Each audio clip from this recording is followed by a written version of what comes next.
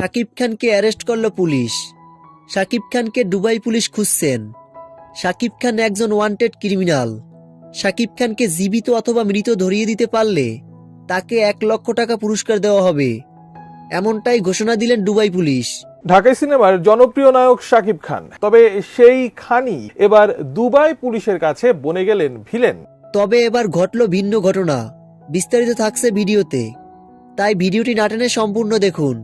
সম্প্রতি কি অপরাধ করছেন শাকিব খান, এমন প্রশ্ন ঘুরপাক খাচ্ছে সকল সাকিবিয়ানদের মনে। যে দুবাই পুলিশ খুঁজছেন শাকিব খানকে, তাও আবার জীবিত অথবা মৃত, আবার পুরস্কার দেওয়া হবে 1 লক্ষ টাকা। তবে এবার সেই রহস্যের জট খুলল।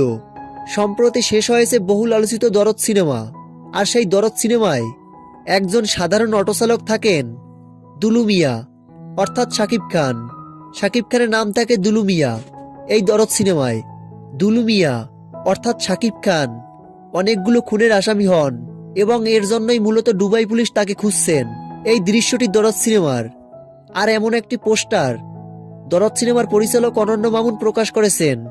সত্যি দরদ সিনেমাটি একটি ভিন্ন মাত্রা নিয়ে আসতে চলছে। সকল দর্শকদের হৃদয়ে জায়গা করে নেবে এই দরদ সিনেমাটি।